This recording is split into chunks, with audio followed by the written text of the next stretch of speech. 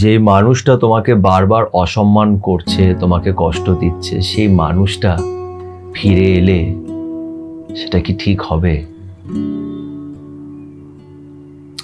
এবং তুমি কি তার সাথে এর পরে গিয়ে খুশি থাকবে? এই প্রশ্নটা কখনো নিজেকে করেছো যে আমি যদি সামনের মানুষটাকে মানিয়ে বুঝিয়ে যদি নিজের কাছে আবার নিয়ে আসি, যে মানুষটা আমাকে বারবার কষ্ট দিচ্ছে, মানসিকভাবে কষ্ট দিচ্ছে, আমাকে বুঝতেই চাইছে না, মিথ্যের পর মিথ্যে বলে যাচ্ছে, সেই মানুষটাকে যদি আমি সবকিছু ঠিক করে নিজের কাছে নিয়ে আসি, তাহলে কি সব ঠিক হয়ে যাবে? হতে পারে। আজকে এমনই একটা গল্প তোমাদের সাথে আমি শেয়ার করব, সেটা শোনার পর তোমরা নিজে ডিসাইড করো যে মানুষটা ফিরে আসলে কি সব ঠিক হয়ে যাবে। ডিসাইড করো এবং আমাকে কমেন্ট করে জানিও। আজকের গল্পটা খুব ইম্পর্টেন্ট, তাই পারলেই গল্পটাকে শেষ অবধি দেখো। তো চলো আর সময় নষ্ট না করে আজকের এই গল্পটা শুরু করা যাক। দেখো, ভালোবাসার আরেক নাম হলো অপেক্ষা। কিছু মানুষ নিজের জীবনে এমন একটি প্রেম সম্পর্কের মধ্যে জড়িয়ে যায় যেখানে তাদের কাছে অপেক্ষা করা ছাড়া আর কোনো উপায় থাকে না। ভালোবাসায় অপেক্ষা করতে হয়, কিন্তু সেই ভালোবাসাটা একটু আলাদা। সেখানে ভালোবাসাটা দুই তরফা থাকে, পরিস্থিতি তাদের আলাদা করে দেয়, আর তখন তারা একে অপরের অপেক্ষা করে। সেটা সম্পূর্ণ জাস্টিফাইড। কিন্তু তুমি যেই মানুষটার অপেক্ষা করছো, সেই অপেক্ষা করাটা কি ওয়ার্দি? মানে সেই অপেক্ষাটা কি সে ডিজার্ভ করে? সেটা হচ্ছে প্রশ্ন। আর তুমি কিসের অপেক্ষা করছো এটাও দেখতে হবে। তুমি কিন্তু এই মানুষটার অপেক্ষা অ্যাকচুয়ালি করছো না। তুমি যে ওর সাথে যে সময়গুলো প্রথম কাটিয়েছিলে, এই সময়টা খুব ভালো ছিল, যেখানে ও তোমাকে সবসময় মেসেজ করতো, তোমার সাথে কথা বলতো, তোমার সাথে ঘুরতে যেত। তুমি সেই জিনিসটার অপেক্ষা করছো। তুমি চাইছো সবকিছু সেরকম যাতে আবার হয়ে যায়। সেরকম কি হবে? আজকে এই বিষয় নিয়ে চর্চা করবো। তার আগে এই গল্পটা তোমাদের বলবো। গল্পটা খুবই সিম্পল আর খুব কমন একটা গল্প। একটি মেয়ের সাথে আমার কথা হচ্ছিল। সেই মেয়েটি সত্যি অনেক ডিপ্রেশনে ছিল, বিকজ সে এমন একটি ছেলের প্রেমে পড়েছে যে ছেলেটা ওকে প্রথম তো খুবই ভালোবাসতো, কিন্তু দেন 1 বছরের পরেই ছেলেটি অন্য একটা মেয়ের সাথে সম্পর্কতে গেল, যেটা এই মেয়েটি ওকে একদম রেড হ্যান্ড ধরে নেয়।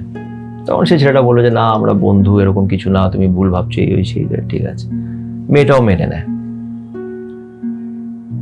কিছুদিন ওদের মধ্যে কথাবার্তা হয় না, ঝগড়াঝাটি হয়, অনেক কিছু। তারপরে দেন আস্তে আস্তে আবার মেয়েটা মেনে নেয়।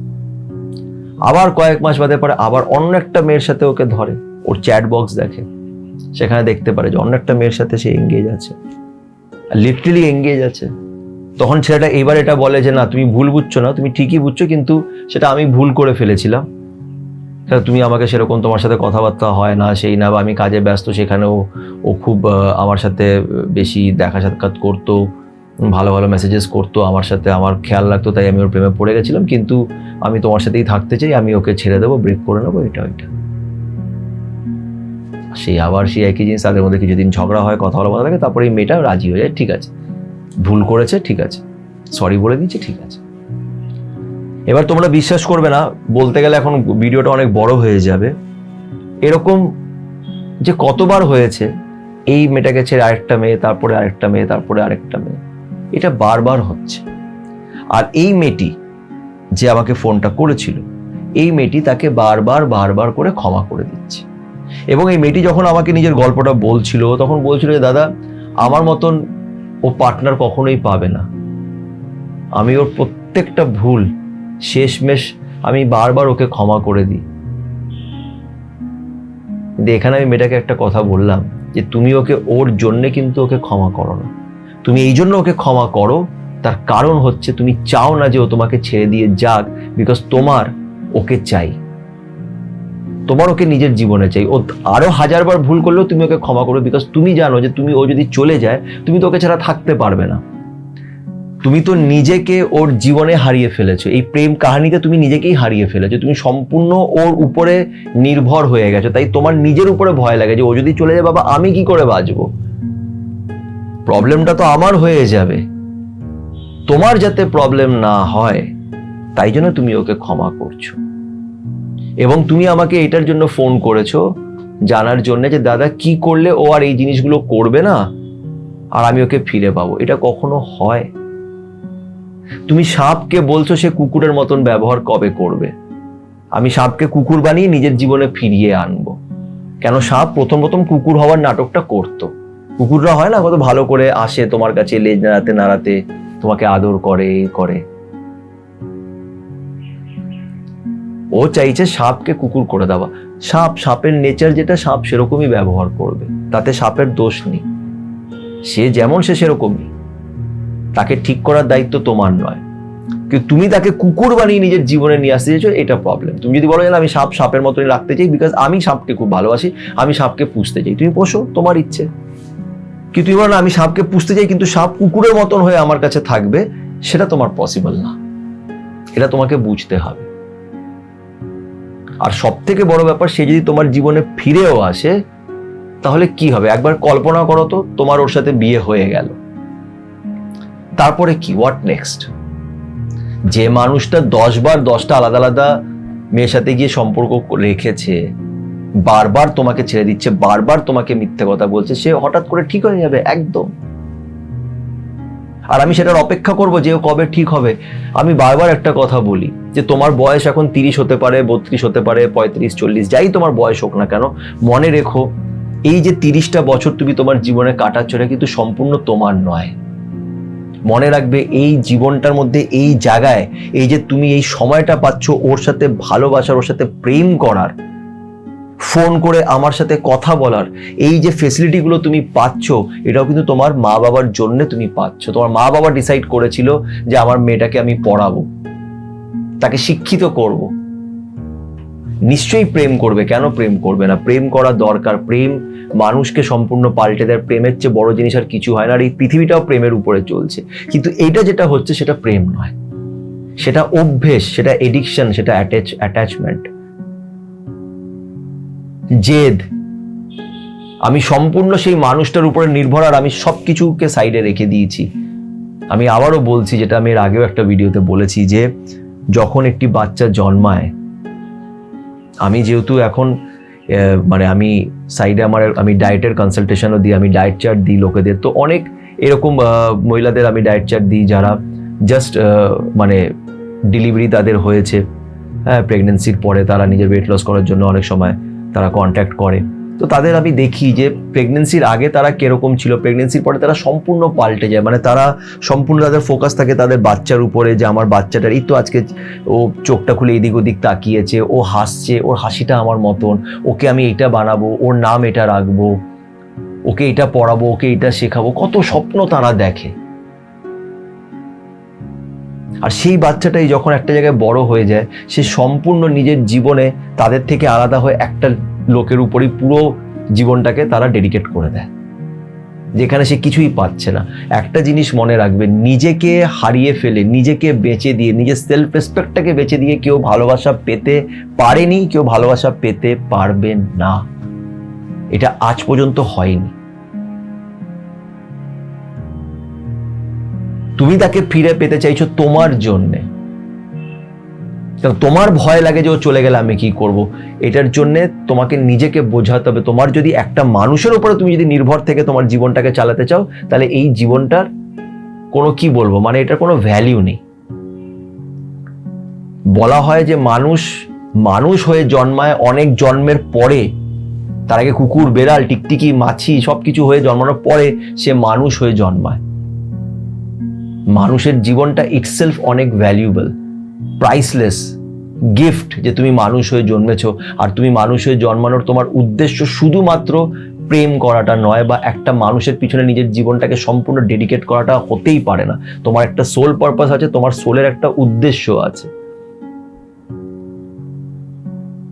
তুমি যদি নিজের সব উদ্দেশ্য সবকিছু ভুলে গিয়ে একটা মানুষের পিছনে ডেডিকেটেড, যে ওই মানুষটা কেন এরকম করছে, ওর গল্পই তুমি 10টা লোককে বলে বেড়াচ্ছ, সবার সাথে শেয়ার করছো, সবাইকে দেখাচ্ছ তুমি কত কষ্ট আছো, তাহলে তোমাকে বুঝতে হবে, এটা আমি সবার কথা বলছি না, সবাই এরকম করে না, কেউ কেউ এটা গোপন রাখে, নিজে মনের ভেতরে রেখেই কষ্ট পায়, তাদের কথা আলাদা।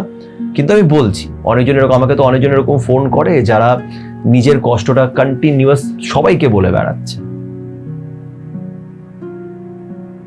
তোমাকে এটা বুঝতে হবে যে এটা তোমাকেই হার্ট করবে, তোমাকেই কষ্ট দেবে, এবং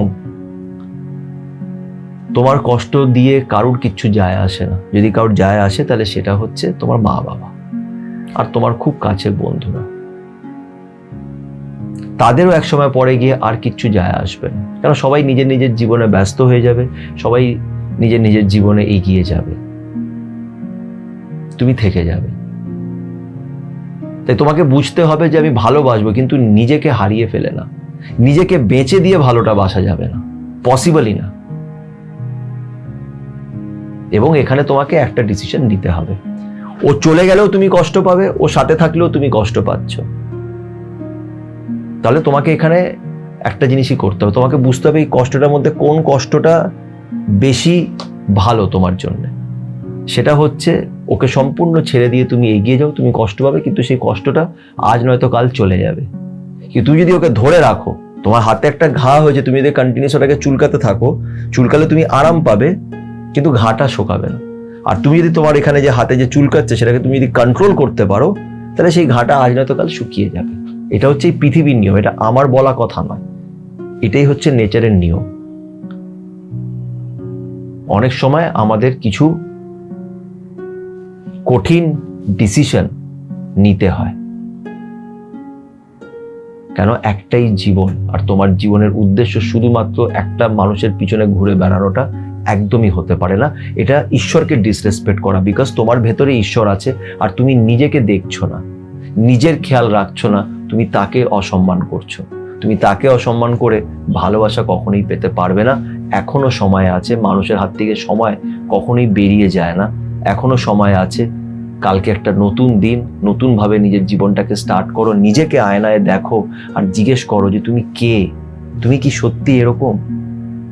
না, তুমি এরকম নও, জাস্ট তুমি নিজেকে এখন চিনতে পারছো না, একটু ভালো করে দেখো, চিনতে পারবে। হয়তো আমার এই ভিডিওটা শুনে তোমাদের অনেকজনেরই খারাপ লাগবে বা হয়তো রাগ উঠবে, কিন্তু আমার যেটা ঠিক মনে হয়েছে সেটাই আমি তোমাদের সাথে শেয়ার করেছি। তোমাদের কি মতামত আমাকে অবশ্যই কমেন্ট করে জানিও। ভিডিওটি ভালো লাগলে লাইক করো, এবং আরো একটা ছোট্ট কথা, যদি আমার সাথে কথা বলতে চাও তাহলে আমাদের এখন এটা স্টার্ট করা হয়েছে নতুন 1-on-1 সেশন, যেখানে আমি তোমাদের সাথে অডিও কলে কথা বলবো। কিন্তু সেই অডিও কলে কথা বলার জন্য আগে হোয়াটসঅ্যাপে, শুধুমাত্র হোয়াটসঅ্যাপে মেসেজ করে তোমাদের আগে সেটাকে বুক করতে হবে, একটা টাইম বুক করতে হবে, আর এটা একটা পেড সার্ভিস, ঠিক আছে? তো সেটাকে আগে তোমাদের বুক করে নিতে হবে। বুক করার পর আমার সাথে আমরা একে অপরের সাথে কথা বলতে পারবো, ঠিক আছে? সবাই পজিটিভ থেকো, মন খারাপ করো না, আর তার উপরে বিশ্বাস রেখো, ভালো থেকো।